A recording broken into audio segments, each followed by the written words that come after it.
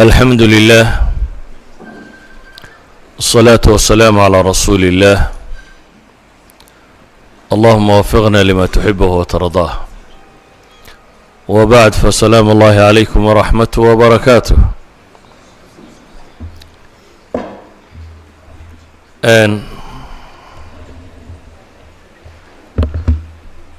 waxaynu in shaa allahu tacaala wixii suurtagala ka tilmaami doonaa xadiidka nebiga calayhi الsalaatu wasalaam uu leeyahay almu'minu ya'lafu wa yu'lafu walaa khayra fi man laa ya'laf walaa yu'laf wa khayru الnaasi anfacuhum linnaas xadiidkaasi oo imaamu daarqutni iyo saaxibu addiyaa المختار baan filayaa soo arooriyeen sheekh الألبانيna silsiladiisa صaxiix uu ku tilmaamayo xadiidka nebigu calayhi الsalaaةu wasalaam wuxuu ku sifaynayaa qofka mu'minka ah iyo nooca wiyey qofka mu'minka ah waa mid lagu soo hirto isna dadku ay soo dhoweeyaan oo aanay kahanin yani waa qof dhaqankiisa iyo akhlaaqdiisu ay keensanayso dadku inay ku soo hirtaan oo ku soo ururaan dadka badh ayaa dadaan dadku jeclayn oo aanay u imanin amase markay arkaan isagoo soo socda ay ka weecdaan ama aan golahu fadhiyo aanu ahayn golo dadku ay ku soo hirtaan ama meeshuu deegaanka ku yahay aan cidina u soo qasdinin laakiin qofka mu'minkaa buu nebigu ku tilmaamaya calayhi الsalaatu wasalaam waa qofkaasi dadku ay ku soo hirtaan ee dadka soo dhoweeya ee soo duma iyaguna ay soo dhoweeyaan kadib buu nebigu wuxuu yidhi calayhi الsalaatu wasalaam wa khayru الnaasi anfacuhum linnaas waa gobolka aan xadiidka rabno caawa inaynu sharaxno wa khayru الnaasi anfacuhum linnaas dadka waxa u khayr badan buu nebigu yidhi dadka waxa u khayr badan anfacuhum linnaas ka dadka ugu nafci badan ugu waxtar badan qofka mu'minka ahi meeshuu joogaba waa waxtar si awgeed buu nebigu calayhi الsalaatu wasalaam wuxuu leeyahay dadkaba waxa ugu fiican qofka dadka ugu waxtarsan waxtarku iyo qofku waxa uu qabanayo oo la tilmaamayo inuu qofka muslimka ahi uu yahay dad oo dhan qof anfaca lama laha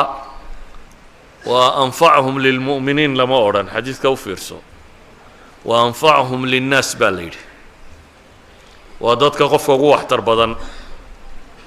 isla xadiid labaadoo jaabir laga warinaya imaamu muslim soo saaray nebigu calayhi الsalaatu wasalaam wuxuu leeyay man istaطaaca minkum an yanfaca akhaah falyafcal markii ay sheegeen cid wax dadka ku akhridaa inay jirto oo wax ku tufta ayuu nebigu wuxuu yidhi calayhi الsalaatu wasalaam man istaطaaca minkum an yanfac akhaah qofka idinka mid ee awooda walaalkii inuu wax taro falyafcal ha yeela buu nebigu yidhi calayhi الsalaatu wasalaam haddaba nafcigaasi nafci dunawiyana wuu noqon karaa nafci ukhrawiyana wuu noqon karaa qofka waxtarkiisu dadku inta badan waxtarka adduunyay jecel yihin laakiin waxaa ka mudan waxtarka aakhiro ilaahay subxaanaه wa tacaala qur-aanka wuxuu ku tilmaamayaa bini aadamku dhammaantii inuu khasaare ku sugan yahay in alle soo reebay mooyaane wاlcasr ina اlinsaana lafii khusr ila اladiina aamanuu wacamiluu الصaalixaat watawaasaw biاlxaqi watawaasaw bالصabr rabu samaawaat baa dhaaranaya markuu dhaartay kadib ayaa ilaahay wuxuu leeyahay ina اlinsaana lafii khusr dad aayaddaa u fiirsato marka hore waa qasam iyo dhaar baa lagu bilaabay marka labaadna waa jumla ismiya marka saddexaadna inoo xarfu tawkiidaa lagu daray marka shanaadna maxaynu dhahnaa laam baa lagu daray intaasoo dhammi luqa alcarabiya waa adawaatu tawkiid bay yidhahdaan wax markaad rabto inaad adkayso oo senteniskaa sida ugu adag ee loo sheegi kara aad u sheegto ayaa ilaahay u sheegaya subxaana wa tacaala ilaahay intuu dhaartay buu wuxuu leeyahay aadanuhu insaanka qofka la yidhaahdaa khasaaru ku sugan yihi wax kasta uu yahay yaa laga soo reebay waxaa laga soo reebay bes aladiina aamanuu wacamiluu الصaalixaat watawaasaw biاlxaqi watawaasaw bisabr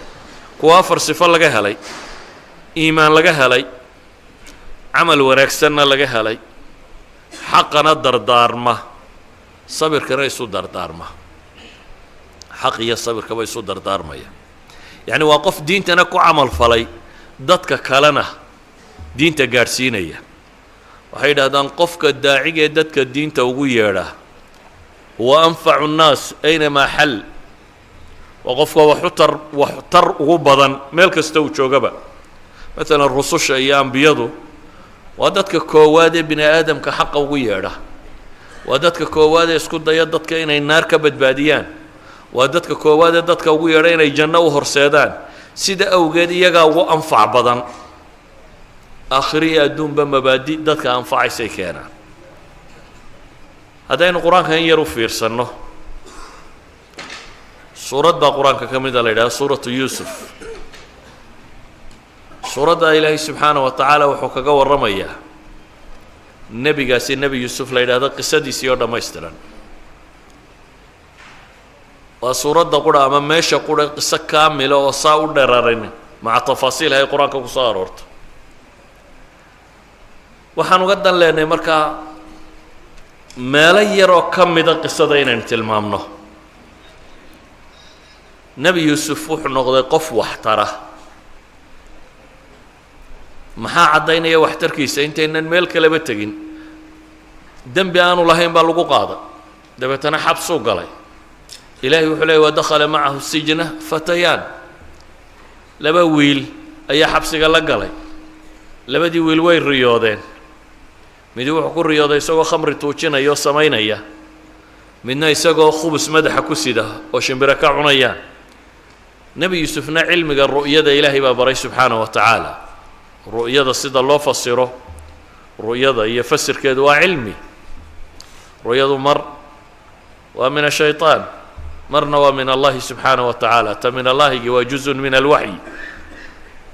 riyada dhabta ahi markaa imaa inay tahay sidaad u aragto aanay ta'wiilba u baahnayn laakiin in badan inay ta'wiil u baahataa baa la arkaa ka ta'wiilka u baahanayna qad yusiibu almufasiru aw almu'awil waqad yukhti waanu asiibi karaa waanu qaldami karaa oo dee dadkii u aqoon badnaa nebigu subaxii markuu fadhiisto salaada subax ayuu odhan jiray war xalayaa riya arkay waanu fasiraa dabeetana saxaabadu waxay sheegi jireen wixii ay arkeen dabeetana wuu u fasiri jiray maalin dambe subax baa nin wax sheegay abubakar baa yidhi ilaahay rasuulkiisiyo bal aniga maanta igu dah anigu aan fasiree abubakar baa fasirkii u dhaqaaqay markuu fasiray ayuu nebigu ku yidhi akhطa'ta wa asabta inna waad garatay inna waad la weyday baa la yidhi idan hadduu abubakarba la waayayo cid kalena inay la waayi karto fasirka waa iska macruuf calaa kulli xaal nebi yuusuf ambiyada iyada tooda waa waxyi ilaahay uu waxyoodo nebi yuusuf riyadii uu arkay wiilashaasi riyaday arkeen waxay leeyihin noo fasir laakiin meesha aan uga dan leynay waxa weeyaan aayadda gebagabadeeda innaa naraaka min almuxsiniin bay leeyihin isagoo maxbuusa ayaa waxay leeyihin waxaanu aragnaa inaad tahay qof muxsina qof ixsaan badan qof dadka hagaajiya inaad tahay ayaanu ka markhaati kacaynaa bay leeyihin idan isagoo maxbuus ah ayuu muxsin ahaa oo maxaabista iyo dadkan uu la xidhan yahay wanaag u sheegayaa khayr kale ka faa'iida ah uu ahaa qof muxsin oo soo dhowaynaya waxaa kaloo aad ka garan kartaa walaaladiisii godka ku riday ee dabeetana kaga tegey ee ilaahay badbaadiyey beri dambe ay u yimaadeen oo wada hadal dhex maray waa kii walaalkii kala hadhay dabeetana waxay yidhaahdeen yaa ayuha alcaziizu ina lahu aban shaykha wuxuu leeyahay aabbo weyn oo caynkaasi oo kaba ee noo soo daa innaa naraaka min almuxsiniin bay uga markhaati kacayaanayaan isagoo garanaya inay kuwii godka ku ridan yihiin ayay haddana iyagu waxay uga markhaati kacayaan inuu muxsin yahay oo iyaga uu in badan u samafalay oo u ixsaan sameeyey oo aanu waxbaba u geysande aanu waxbaba bale inay mar labaad dulminayeen oo lahaayeen kan yare hadduu waxaday mid ay walaalahaayeen oo ka horreeyaa tuug ahaa bay leeyihin isagii oo hortaagan yihin in yasriq faqad saraqa akhu lahu min qabl walaalkiisii hore tuug ahaa waana yuusufka ay la hadlayaan ninkay beentaasi ka sheegayaan haddana waxay uga markhaati kacayaan inuu isagu muxsin yahay sidan uula dhaqmay isla nebi yuusuf haddaynu qisadiisa meel kale ka tilmaamno saddexaad isagoo xabsiga ku jira oo dulmi ku xidhan oo dembi aan ku caddaanayn lagu qaaday oo naago marmarsiiyo u sameeyeen oo eshtakeeyeen oo weliba la xidhay markii ay u muuqatay boqorka inuu yahay nimaan waxba geysanin markay u muuqatay kadib saa qur-aanku tilmaamayo ay u caddaatay nebi yuusuf inaanu waxba geysanin ayuu haddana xidhay iyagoo leh warkaa laga sheegay guriga boqortooyada iyo waxaa si loo ilaabo isagaan kayska saaro oo isagu xabsiga ha galo xabsiguu galay isagii ay dulmiyeen xabsiga ku xidhnaa ayaa boqorkii riyooday boqorkii markuu riyoodayna xaashiyadiisii iyo dadkiisii buu u sheegay riyadii oo yidhi yaa fasiraya waxay yidhaahdeen adgaasu axlaam garan mayna baa la yidhi riyada tan si loo fasiro ma garan karayno akhiiran labadii nina uu riyada u fasiray oo midna uu yidhi waad bixi doontaa midna yidhi adigu bixi maysid kii baxay goormuu ayuu wuxuu ku yidhi war bal boqorkaa waxaad xasuusisaa kayskaygii dee dembi layma haysta haddana meesha waa iskaga jiraaye bal xasuusi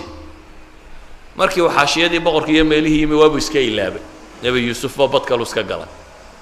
kiibaa xasuustay markaasuu yidhi xabsiga waxaa jooga nin fiican oo riyooyinka fasira boqor haddaad i dirto oo ninkaa ii dirta inaan u tago riyadaadii fasir baa loo helaya taawiilkeeda waa la garan doonaa markii dadkii kale riyadii garan waayeen buu yidhi baloorad u tagoo soo fasir dheh waa u yimi waxay idhahdeen boqorkii riyadan buu arkay yuusufu ayuha sadiiqu aftinaa fii 7 baqaraatin simaanin ya'kuluhunna 7 cijaafun way u sheegteen warkoodii waxaad nooga warantaa bay idhaahdeen 7 sac oo naaxnaacsan oo 7 engegani cunayaan iyo 7 saabuuloo cagaaran iyo 7 kale oo yabis ah engegan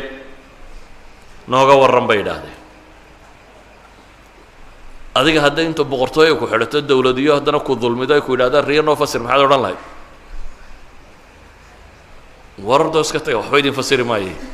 ila meel cidlaa bay kugu haystaane weliba waxay intaa ka sii daran haddaad ogtahay riyadu inay sheegayso inay jabayaan maxaad yeeli lahayd inay jabayaan nebi yuusuf muu odhanin war gaalatiinay dhaafa muu ku odhanin war waa nimankii dulmiye waxba idin fasiri maayo iska taga muu ku odhanin intaanan idin fasirin xabsigayga sii daaya muu odhanin horta kayskayga ka warrama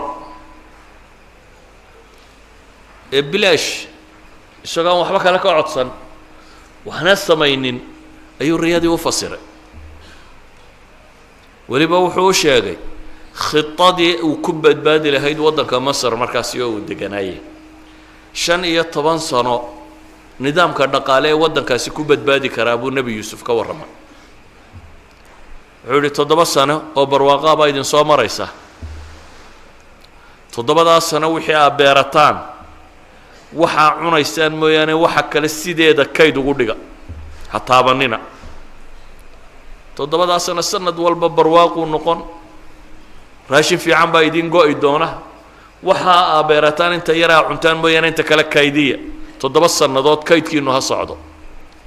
waxaa ka dambayn doona buu yidhi toddoba sannadood oo abaar ah oo aan waxba idin bixi doonin toddobadaasi waxaa cunaysaan wixii aa kaydsateen toddobadii sannadoodee hore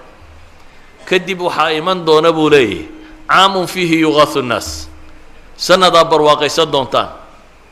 oo riyada wixii loo sheegay waxay ahayd 7 iyo 7 sac iyo 7 sac ama 7 saabuul iyo 7 saabuula hadday 14 ka ahayd sanadka 15aad xaguu ka keenay culimadu yidhaahdaan dee haddii 7 barwaaqa la sheegay oo 7 kaloo abaara la sheegay dee waxa ka dambeeya waa inuu noqdo sanad barwaaqa ah ilaa haddii kale waxaa la odhan lahaa 8 abaara ku xigaysay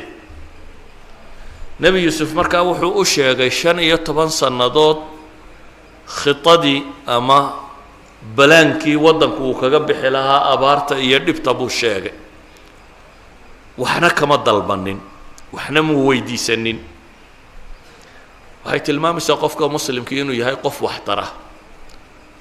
waxtar buu yahay hadduu dhul gaaleed joogo iyo hadduu dhul muslim joogaba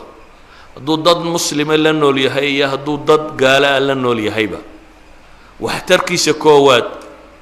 oo ugu muhiimsani waa inuu dadka naarta ka badbaadiyo waxtarka koowaad waa inaad dadka diinta u sheegtid waa inaad dacwo ugu yeedhid waayo qofka noloshiisa adduunya ta aakhiraba waad badbaadinaysaa haddaad jidka quman tusto waxtarka labaadna wixii adduunye aad tari karayso ama caqli aad ku kordhin karayso waad ku kordhinaysa muslimku gaalkoo dham isku mid maaha gaalka muxaarabka aad dagaal iskula hortaagantiina dee goob dagaala joogtaan waa masalo laakiin kaa wada degantiina aan dagaal idinka dhaxaynin in wax la taro lama diidana saa awgeed buu nebi yuusuf gaaladii xidhatay ee uu la deganaa waddankaa dadka ku nool oo dhan si uu u badbaadin karo ayuu u sheegay khudadii ay ku badbaadi lahaayeen bale waxaad garan kartaa xadiidka bukhaari warinayo markii muslimiintii maka joogtay gaaladu ay dhibtay aad dhibaatadu ugu badatay ayuu maalintii dambe abubakar is yidhi hijrood dhulka xabashida iyo meelahaas ka qabo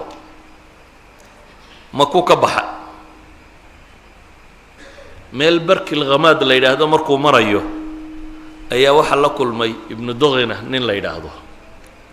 ninkani waa odaygii qabiilo qaarna la yidhaahdo mushrikiina qabiilo gaaleed ayuu yahay suldaan ama ugaas ama caaqil waxaynu sheegno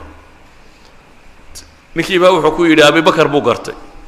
war abubakarow ayna turiidi ya abubakar buu yidhi xaggaad ku socotaa abubakar wuxuu yidhi akhrajanii qawmi tolkay baa i soo saaray maka kamaan baxeene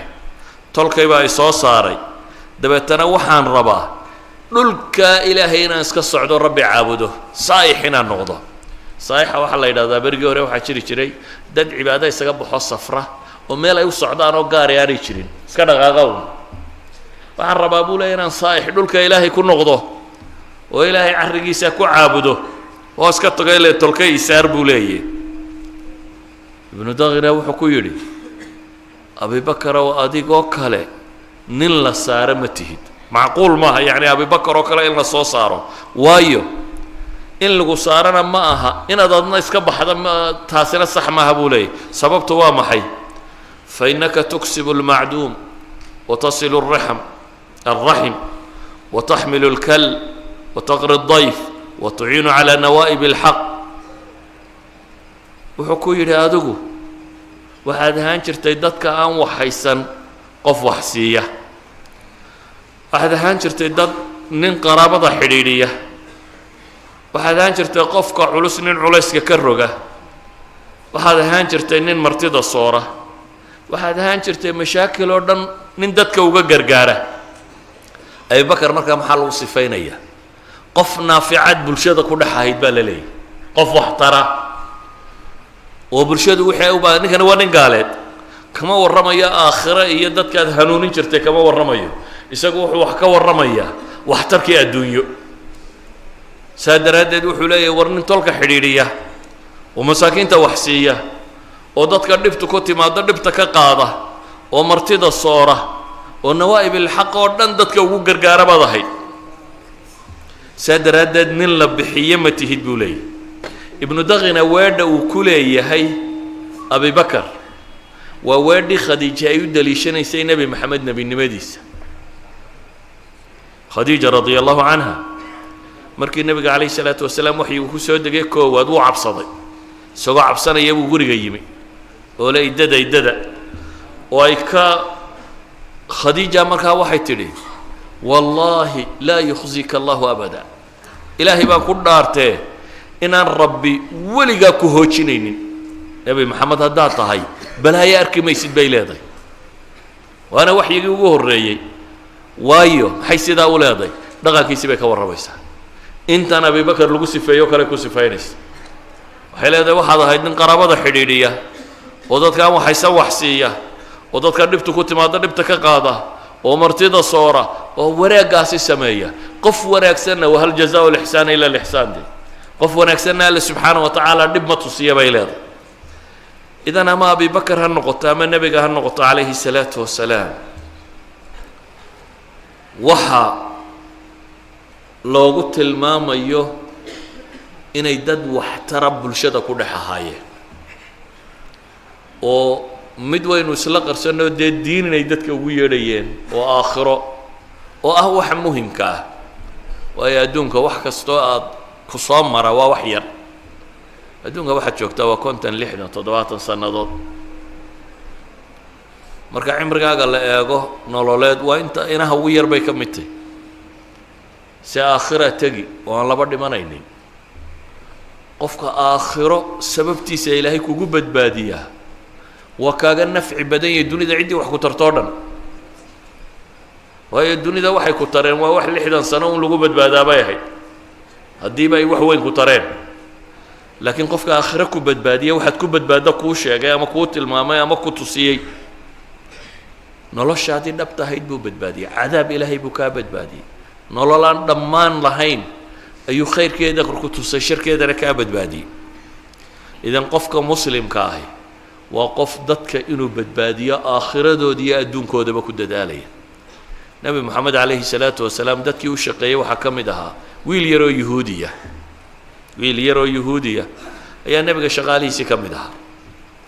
dabeetana maalintii dambe waxaa loo sheegay wiilkii inuu xanuunsanayo guriga aabihii uu jiifo nabigu calayhi salaatu wasalaam uu soo baxay dabeetana gurigii wiilkuu yimi wiilka madaxiisuu fadhiistay wiilku aad buu u xanuunsanayaa marka nabigu wuxuu ku yidhi calayhi salaatu wasalaam wuxuu arkay inuu sii socdo aslim buu ku yidhi waryaa wiilow war islaam وكعب سنة يا نبي ويل كاسين تقال لما كل انتينو عذاب قلده دبتنا وحكوا لي النبي عليه الصلاة والسلام وار السلام ويل كي مركا أبيه بوياك أبيه با وحكوا لي أطيع أبا القاسم ما قال وحنبي محمد كوشي يهود يدتك وقت قالنا ولا نبي محمد عليه الصلاة والسلام إنه نبي يعيد ولي بوقرنيس لكن دنا أيام صالح كلا يوح كلا إلى شان أيام يودي دناي عاد كجرا كرتا كوي جوا ويناي كسهر شيء محو أبو جهل علماء التاريخ وحيسون نقليانون لها هربن هاشمي أنا جوا نبرتمي كنا لما قبيله الله لما نوهاي وحبيب بحيانا وحبانو بحنا كم بي سميناك والله السميان با والله سمينا يبولي نجمي بدينين دام هربن مخزوم نهاي نجمي بدينين هربن عبد المناف كان يا مر هربن هاشم كان نجمي بدين إلا يمركي دم بشيكتين بيقول النبي بقى نجمده هدانو أنو النبي والنبي يقول والله بأن كودا والرومينين أبي جهل وحو نار تلقى قبيل بالدفاعي سور هيرو دفاعي ونار قال غير هبل هدي النبي هلين بولي أنا قلنا النبي ويني كودا راعي منه هدي أن النبي هليني النبي عليه الصلاة والسلام مركا إنه النبي هي دي معجزات كيسيبا مغضي دقن كيسيبا مغضي أخلاق دي سيبا مغضتي وحي كسود دقيا مغضي عد ولي بوا قرني سو أركتا إنه نبي هي لكن مصالح كلا دادكم مركا مصالح دا إلى شنايا هرقل بقر كيلو رنشري مركي لوغا ورمي النبي عليه الصلاة والسلام توراقو دري النبي وآخرية لوغا ورمي إيه ورئيستين منكي سفر كيو يمي oo 14 su'aalood ama 13 su'aalood weydiiyey ee backgroundkii nebiga oo dhan loo sheegay ayuu wuxuu yidhi sidaa aad sheegaysaan hadduu yahay halkaa aan fadhiyaa buu qabsan doonaa haddaan awoodana waan dhaqaaqi lahaa buu leeyo meeluu joogo haddaan tegi karayo cagihiisaan maydhi lahaa buu tilmaamaya dabeetana wuxuu isugu yeedhay xaashiyadii boqortooyadoo dhan iyo wadaadadii kiniisadda iyo wixii oo dhan buu isugu yeedhay wuxuu ku yidhi warrinkaasi wuxuu sheegayaa waa xaqa aan raacno albaabadana wuu soo xidha meeshii uu kula shiraya albaabadu wada xidhay tana wuxuu ninkaasi waa xaq wuxuu sheegayaa aan raacno mar quraa la qayliyo waa la cararay bes soo noqda buu yidhi idinkaan idin eegayo un mowqifkiinu meeshuu taagan yahay dee kursigu waayayaa ilaane siyaasiyiintu diin la-aanta in badan kursigaa badda oo haddaad kursigaa ka riixi mayso wuxuu is yidhi kursigaaga hawaaye marka Hiraqal wuxuu naarta ugu xagga gaalnimada ugu sii socday wuxuu ilaalinaya kursiga idan nabi maxamed inuu xaqiya uu garanayay odagan yahuudiga markaa inankiisii wuxuu ku yidhi yaraa aطic abalqaasim waxa uu ku sheegaya aqbal dabeetana wiilkii yaraa baa shahaatay islaamay nabigu calayhi salaatu wasalaam uu ku farxay markaa islaamnimada wiilkan yara wuxuu leeyahay alxamdu lilaahi aladii anqadahu min annaar waxaa mahadle waan mahadinaya waxaan ammaanaya ilaahi kaa yar naarta ka badbaadiyey wiilkaa u shaqaalaa buu nebigu wuxuu kala cabsi qabay inuu naarta galo idinku kuwa idin shaqaalaa maxaa ku samaysaan wax diinta u sheegay miyaa leedihin mise waxaad tidhaahdaan markay sii baxaysana sii baadh inta kalena ha shaqaysa yani materialkun baa ka fekertaan waxay dadkan inaa badbaadisaan hadduu kaa soo hor baxo qof bini aadan oo gubanayo dab sudan yahay maxaad samayn lahayd waxaad isku dayi lahayd inaad damiso socankaa ma aha qof bini aadan oo gubanaya hadduu kaa soo hor baxo asaad baktiin karto waxaad isku dayi lahayd inaad damiso qof bini aadam oo indhale hadduu kaa soo hor baxo god daba ku socda maxaad yeeli lahayd meeshanoo dab ka shidan yahay labada indhoodna ula iyo uu kusii socda maxaad samayn lahayd waad ka qaban lahayd xataa haddaanad ka qaban karin waad qaylin lahayd war ka joog baad odhan lahayd waayo waxaad ka naxaysaa qofka bini aadamku inuu meesha ku dhaco kuwa naarta kusii socda waa sidaa dadkan aad arkayso ee gaalnimada kusii socda waa indhalaayiin meel adagna waa ku socdaan waxayd inaad diinta u sheegtaan oo anfacdaan aakhiradoodi iyo adduunkooduba markaasuu anfacmaya wiilkaa yar nebi moxamed calayhi salaatu wasalaam wuxuu ka dadaalayay inaanu gaalnimo ku dhimanin dabeetana intuu gurigoodii ugu tegay isagoo bukoo jiifa ayuu wax u sheegayay innaguna kuwii gurigeenna joogay baynu wax u sheegi kara laanahay kuwii gurigeennaba joogay daa inaynu gurigooda ugu tagnee ayaynu wax u sheegi kara laanahay idan ayuha alaxiba qofka muslimka ah waxaa la rabaa inuu qof naafica noqdo qof waxtara inuu noqdo muslimku inuu wax matare noqdo maaha inaydin meesha u timaadaan dadka jeebabkoodu inayna baadhataana wixii lacaga inta gurataan inaa iska tagtaan dabeetana maaha muslimku kaa caalamulislaami duni maanta waddanka maanta muslimiin ugu badan niman tujaaroo muslimiin baa tegay inuu diinta u sheegay oo islaamiyey soo waddan indonesia la yidhahdo maydan maqal ama dadkan malayga la yidhaahdo waa 200 milyan xawaalay 300 milyan waddan muslim oo ka badani ma jiro waddannada muslimiinta oo dhan iyaga ugu badan maca daalik jihaadna laguma furanin cid kalena ma tegin waxaa la yidhaha niman tujaaro muslimiin baa tegey dabeetana nimankaa dhaqankoodii iyo akhlaaqdoodii iyo waxsheegoodii unbay ku islaameen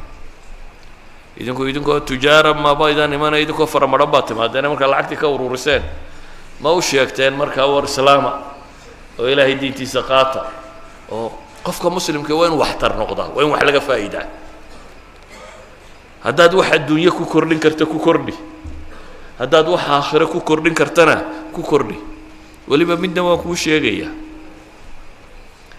alcibaada almutacadiya baa ka nafci badan alcibaada alqaasira cibaadada gudubta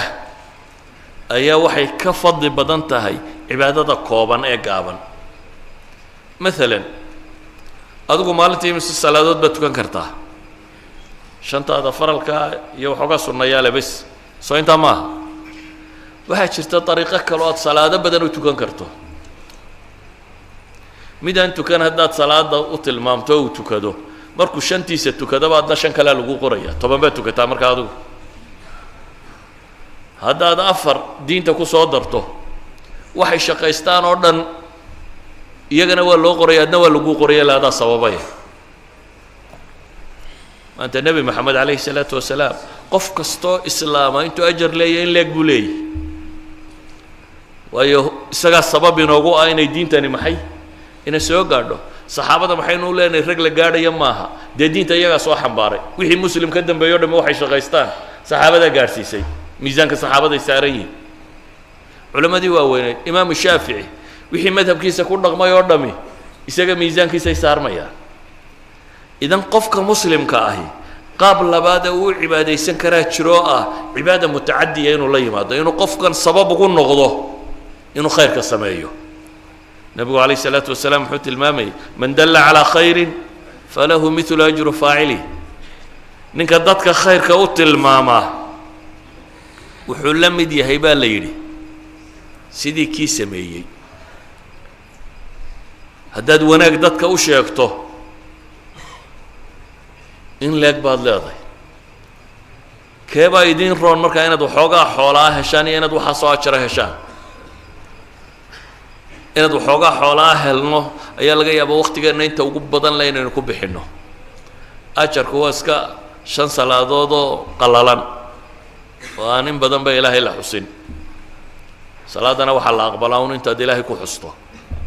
nabigu calayhi salaatu wasalaam waa ka tilmaamaya qof baa tukada dabeetana aan salaadiisa lahayn ilaa tusucaha humunaha wuu soo waday nebigu qaar baa 10 meeloodoo meel 9 meeloodoo meel 8 meeloodoo meel waa la soo waday idan isku mid ma nihin mid baa 10% le 20% 30% qof baa inbuu ajar helaya saf qurana waa ku wada jiraa qof walba ajarkiisu wuxuu ku xidhan yahay inta uu iimaankiisa iyo soo jeedkiisa iyo xusku ilaahay xusaya uu yahay ajar la'aantaadu waxay ku xidhan tahay intaad bakhaarkii joogtay wax raraysa haddana aad halkan taagantay safkana aad ku jirto meel kale aakhiro salaaddii maa tukan lagu odhan maayo lagu qabsan maayo laakiin de qabsi qura kama hadlayna waxaynu ka hadlaynaa inaynu ajar helno ajarku se wuxuu ku xidhan yahay inta aad markaasi cibaadaadkaasi samaynayso waxaan leenahay markaa cibaadada mutacadiga ah ee gudubta oo ay ka mid tahay taa aan sheegaynee ah inaad dadka diinta gaadhsiiso oo islaamka u sharaxdid qof waliba wuu helayaa cid isaga ka liidata maalan haddaad adigu faatixada si fiican u taqaano dadka waxaa ka buuxa qaar aan faatixada aqoon dee kuwa haddaad u dhigto aadna ajarkii baad helaysa idan qof aan wax sheegi karini ma jiro qof aan wax dhigi karin qof aan dad waanin karini ma jiro sidaa awgeed waxaan leenahay nafcigu cibaado mutacadiya inuu noqdo ayaa kaaga khayr badan walidalik buu nebigu calayhi salaatu wasalaam caliy bn abi aalib markuu u diray dagaalkii khaybar baa la galay maalintii koowaad baa la furan kari waayey qalcado waagii hore waxaa jiri jiray dee derbi weyn oo laisku soo wareejiyo oo magaalooyinku leeyihiin oo xeryaha dagaaladu leeyihin oo waxaanay leeyihiin oo aan socotadu waranka kan sita iyo faraska kan wata iyo waxaan oo dhamme aanay geli karin in la burburiyo mooyaane markaa meelihii qalcadaha waa la geli kari waayey maalintii hore dagaalka laguma guulaysan maalin labaadii laguma guulaysan maalintii dambuu nebigu yidhi nin ilaah iyo rasuulkiisuba jecel yihiin baan calanka u dhiibaya raayada ayaa ciidanka hogaaminaya dabeetana nebigu dadkii wuxuu yidhi calimeye waxaa la yidhi wuu bokooraysan yihi ramad baa ku dhacay daaf u yeedha buu yidhi oo waa ugu tufo o u duceeyey ilaahay indhihii waa uu bixiyey dabeetana calankaa loo dhiibo waxaa la yidhi ciidanka hogaami maanta adigu cali markuu ciidanka hogaaminaya nebigu uu la dardaarmo haddaad ciidan dagaal gelaya la dardaarmayso maxaad kula dardaarmi lahay dagaalka si fiican u gala meeshiina yaan meel la idinka soo dhicin socankan maaha janan ciidan wato ciidan meel gelaya qofka caadiga wuxuu kula dardaarmi lahaa ma waxa laakiin nabi maxamed calayhi salaatu wasalaam wuxuu ka dardaarmaya waxa weeyaan dadkaas inay badbaadaan buu jecel yahay dadku inay badbaadaan ayuu jecel yahay sidaa awgeed buu nebigu wuxuu u tilmaamay cali waxaa laga yaabaa dadku dagaalka markay galaan haniimo iyo xoolo iyo waxbaa la soo helaya nebigu wuxuu ku yidhi lan yahdiya allahu bika rajula waaxida mid qura inuu kuu soo islaamaa wuxuu kaaga khayr badaya galacascas xoolo badan inaad furataan waxa ka fiican buu nebigu leeyahay in qof quri diinta ugu yeedhaan oo islaamo saa daraaddeed dee dadka dagaalka laguma qaadana waxbaa loo sheegaa oo ka horeeya markaa nebigu wuxuu dareensiinaya caliy bnu abi aalib qasdigu inuu yahay dadkan in la badbaadiyo qasdiga koowaad inuu yahay maxay dadka in la badbaadiyo badbaadadaa dadkuna inay uga fiican tahay adduun dhammaantii xoolo la hela iyo waxaasoo dhan inay ka fiican tahay waxay isweydiinta leh marka oo u baahan dadka muslimiinta inay xoog uga fakeraan sidii cibaadadaada aada u badin lahayd ee ilaahay subxaanahu wa tacaala khalqigiisoo dhami kuugu ducayn lahaa isla nebigu wuxuu tilmaamayaa ina allaha wa malaa'ikatuh wa ahla asamaawaati waalard xata annamla fii juxriha wa xata alxuut ilaahay iyo malaa'igtiisa iyo dadka samada waxa samada degan iyo waxa dhulka deganba xataa quraanjada buu nebigu leeyahay godkeeda ku jirta ama kalluunka badda ku jira la yusalluuna waxay ku sallinayaan waxay ilaahay naxariis u weydiinayaan ilaahayna uu dembigooda dhaafaya ayo calaa mucallimi innaasi alkhayra dadka qofka khayrka bara dadka qofka samaha bara innaga waxaa laga yaabaa waxaynu samaynaynoo dham inay maado u badantahy oo xataa dadka khayrka dhigaya hadduu shaqo ka yaro fiican helo inuu iskaga tagaa baa laga yaabaa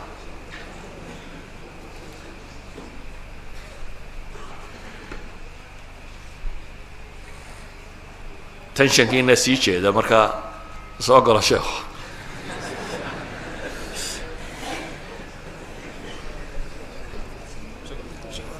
calaa kullin nebigu calayhi الsalaatu wasalaam waxau inoo tilmaamayaa ilaahay rabu الsamaawaati wاlard iyo malaa'igtiisa iyo malaa'igta tirada badan lee samada degan ama ciddii samada degan iyo waxa dhulka degan ilaahay uu nebigu ka gaadhsiiyey habad namla udhaanjo god ku jirta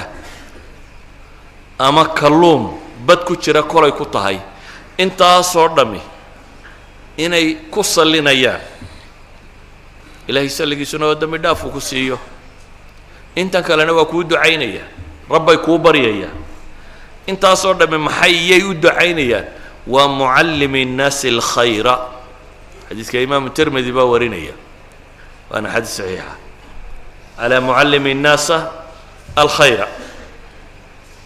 qofka dadka khayrka bara qiimaha intaa leeg wax dhigista dadka ama wanaagga dadka loo sheega ma inoogu fadhiyaa xataa kuweena dhigaya mise shaqo ka yaro mushahar badan haddaad hesho waad iskaga tegaysa yani waxaa laga yaabaa inay maadaun ku qiimaysantahy haddii shaqada khayrka oo la dhigo meel lacag ka yaro badan aad helaysa inaad xaggeeda iska qabataa bay u badantah laakiin qofka muslimka wuxuu ku xisaabtaa salaf ulumma qaar baa 40 sano koo meel u fadhiyay inay dad quraan u dhigaan iyo wax kasta samaysan karayay le waxaanu maqalnay nabiga ole calayhi salaatu wasalaam khayrukum man tacallama alqur'aana wacallamahu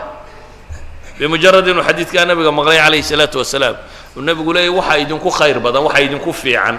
xagga alle waxa ugu raganimo badan qofkii ilaahay kitaabkiisa bartay waxyigii samada ka yimi dadkana u dhigay oo gaadhsiiyey waxyigaasi haddaba waxaan leenahay qofka muslimkaa nebigu calayhi salaatu wasalaam hadduu ku tilmaamay khayru nnaasi anfacuhum linnaas dadka waxa u khayr badan ka dadka ugu anfaca badan leh anfacaa uu soo gaadhsiiyey carabtu berigoodii jaahiliyada waxba iska akhri jirto dadka ku tufi jirtay ilaahayna waa ku bogsiin jiray qaar ka mid ah markaasay qaar yidhaahdeen ilaahay rasuulkiisa waxbaanu ku tufnaa dadka balka warrama bal ii soo bandhiga buu yidhi ii sheega waxaa tuftaan wuxuu yihi wixii bay u akhriyeen dabeetana wuxuu nebigu ku yidhi mar haddaanu shirki iyo ilaahay kayrki iyo la baryo waxaa isku jirin iska wada ku tufa hadday dadka anfacayso kadib buu nebigu wuxuu leeyahay dadka waxa uu haddaad walaalkaa caawin karto haddaad walaalkaa anfici karto falyafcal ha sameeyo ninkii walaalkii caawin karaa caawimada aad caawimaysa ama nafcigu taluu noqon karaa aada siisoo fiican tala fiican oad siisuu noqon karaa tilmaamaad siisaa buu noqon karaa wax sheeg buu noqon karaa wax siin buu noqon karaa wax allaaliya waxa dunida laysku anfaco noocuu doonaya ha ka ahaadee buu noqon karaa wuxuu mar labaad noqon karaa oo kaa ka sii fiican qofka aakhiradiisa inaad anfacdo oo ah inaad caqiidadiisa u saxdo oo ah inaad cibaadadiisa u saxdo oo ah inaad akhlaaqdiisa u saxdo oo ah wuxuu aakhiro iyo adduunba ku badbaadi lahaa inaad u sheegto marka kelmadda waxaan kusoo koobaya anugu dhankayga hadduu nebigu yidhi dadka ninkaasa u anfac badan ambiyadii iyo saxaabadiibana laga tilmaamayo dadka inay anfici jireen fii dunyaahum wa fii ukhraahum wixii adduunkooda ku saabsan iyo wixii aakhiradooda ku saabsanba inay anfacayeen dadkiina dhulkan joogaa waxaa laydinka baahan yahay xoogsiga lacagta quri inaanu idiin muuqane xoogsiga aakhiro inuu idiin muuqdo oo aakhiradiina inay u xoogsataan xoogsigii ugu fiican ee aakhirana waa inaad diinta xambaartaan oo faafisaan oo muslimkana gaadhsiisaan kuwaan muslimka ahaynna aa gaadhsiisaan oo ilaahay diintiisu ay faafto saasaad adiguna ajarka ugu badan ku helaysaa وصلى اللهم على محمد وعلى آله وصحبه وسلم والحمد لله رب العالمين